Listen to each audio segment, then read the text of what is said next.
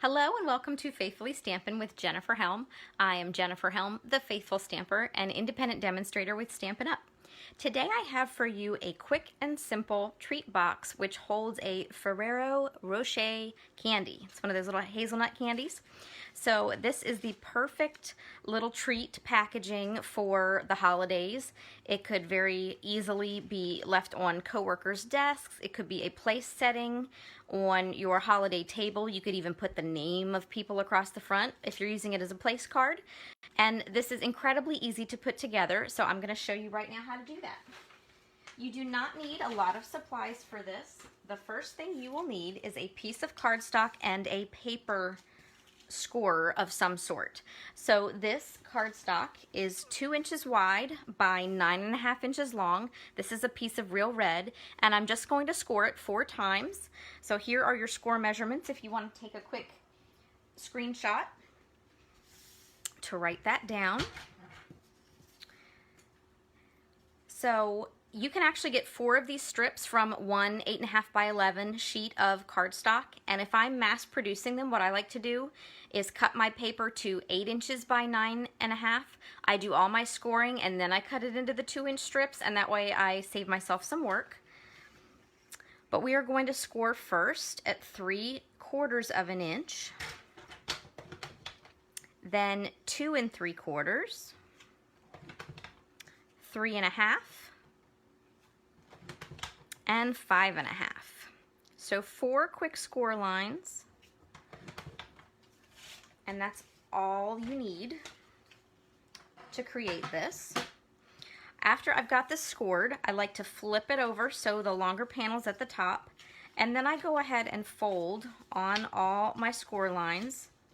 You can use a bone folder if you want a really crisp fold, but you can see really quickly how this is going to come together to form the treat packaging. So the first thing I'm going to do is take a piece of designer series paper. This is 2 inches by 4 inches, and I'm going to glue it right here on the top of this long panel. I am using Stampin' Seal Plus for my adhesive this evening. It is my favorite adhesive that we have, but you could very easily use liquid glue or any other kind of adhesive. So once I have my designer series paper in place, I'm going to take a tag topper punch. This is our delightful tag topper punch. 2 inches is the widest that it fits. I'm going to slide that right in. I'm going to give this a little more muscle because it is a layer of cardstock and designer series paper now, but it still works. And just like that, I have a really cute top to my treat holder. Next up, I need to create the opening for the candy to sit in. So to do that, I'm going to take one of the smallest dies that we have in our layering circles set. We have 2 that would work for this project. We have a solid or a scalloped, and I'm partial to the scallop, so I'm going to use that. And I'll show you really quickly how our mini cut and emboss machine works. This is the perfect tool for this project. And Stampin' Up! Has made this super easy because the directions are written right on the platform. You never have to question if you've got things in the right order. It's written right here for you. So since I'm using a thin die for this project, I need plate number 1. I need 1 of plate number 2.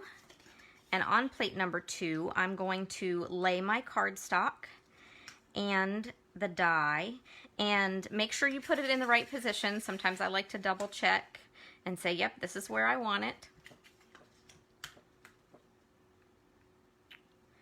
And then my second plate goes right over top, and just made sure that didn't shift at all.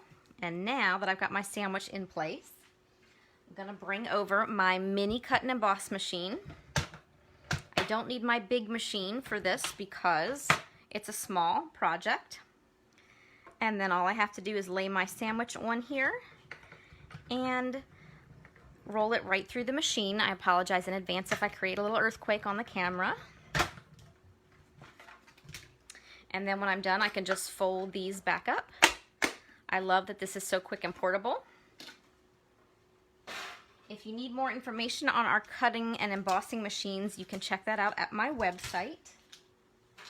And if you don't have a demonstrator that you are currently working with, feel free to message me and I'll be happy to send you one of our paper catalogs. This little scallop circle I'm going to save for another project. I hate to throw anything away. And now to finish this, I am simply going to put some strong adhesive on this little flap to create my box. Stampin' Seal Plus is actually perfect for this. It is just the right strength for attaching this. You could also use liquid glue, but you will need to hold it a little bit longer in place just to set. And basically you're just going to fold the box right up. I like to line my corners up here and then just fold the box up and line up my edges. Give it a little press, and there I have my treat box just about completed. I'm just going to add some more decorations. So to finish this off, whoop, I should have done this before I glued it, but that's okay, not a problem. I'm going to dress up the front a little bit with a very small strip of Designer Series paper. This is 1/2 inch tall by 1 3/4 inch wide. So this does go on a little bit easier if you remember to glue it on before you assemble the box, but it's not too tricky to attach it after, like so. And you could very easily skip that step, and as I said at the beginning of the video, if you're using this as a place card, you could even write a name right there. To decorate the front, I'm going to add a couple Christmassy pieces. First of all, I'm going to take a strip of Blushing Bride cardstock and some Real Red ink. My stamp is from the Sweets and Treats stamp set, which is retiring from our holiday mini if you're watching in 2021. So I've got my little sentiment stamped. I'm going to use one of my favorite punches. This is our classic label punch. It's my favorite for any small, narrow sentiment. And just like that, I've got that ready. And also, I'm going to take our Pine Tree Punch, and I'm going to give you a sneak peek of a new product that is coming out in our January 2022 catalog. This is our Gingham embossing folder. So it's a beautiful embossing folder, gives you a really pretty panel. And I just decided to dress up my little Christmas tree using this punch.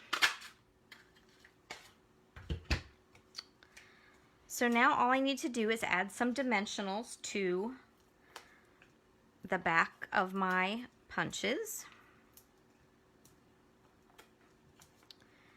And then these are going to get put right on my little treat holder. So once I remove the backing, I'm going to put the tree down towards the bottom. I learned earlier today not to put it up too high. I crowded myself at the top. So towards the bottom. And if you have you could stamp on the back, you could emboss some cardstock, you can do any number of things for decorating. If you have a stamp set that is a little bit taller than this tag, you can extend the length of your strip of cardstock at the beginning. Instead of 9.5, you can make it 10.5 inches, follow the same instructions, and this piece will just be a little bit longer for you. So there's my little sentiment. And I like this, but I thought my Christmas tree needed some bling, some ornaments. So I have some Real Red rhinestones that I'm just going to position on the top, or actually on the front of this Christmas tree, using my Take Your Pick tool. Because every Christmas tree needs a little sparkle, right? Oop. And I always struggle with where to put them. All right, one more. Let's see, we'll go over here. Now, one final touch. I have some Real Red sheer ribbon. I'm just going to cut a small length. Fold it in half, and I'm going to fold the ribbon width in half so it's narrow enough I can thread it through the hole at the top of the treat holder.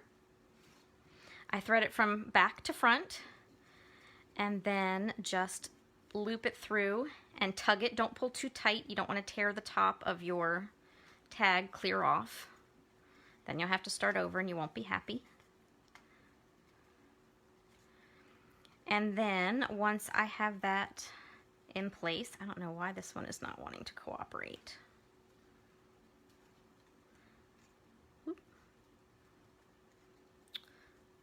Once I have that in place, I'm just going to trim my edges a little bit and angle the ribbon.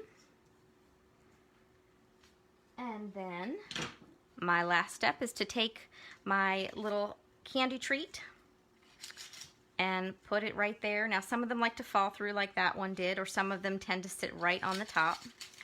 So it just depends, I guess, on how your candy was made. But a perfectly beautiful little treat box, great for any occasion. I do have a couple samples to show you. You can change the look of your treat box simply by changing up the designer series paper. On this one I used matching paper and I cut the strip of designer series paper a little bit shorter so it didn't extend all the way to the top of the tag. And here is the same treat holder in slightly different color. On this one, I took the scallop circle that I cut out for the opening for the candy and stamped on it and glued that to the back and just changed up the ribbon for a slightly different look. And then, of course, this is the perfect treat for Valentine's Day. So obviously, these can be used for any occasion and are quick and simple to make. I hope you enjoyed learning how to make this quick and easy treat holder. If you have not subscribed to my YouTube channel, I would love for you to do that. I typically post videos here twice a week and would love to have you subscribe. You can also follow me over on Facebook as The Faithful Stamper. I post videos there and different projects that I'm working on. Take care, everyone. Thanks for watching, and happy crafting.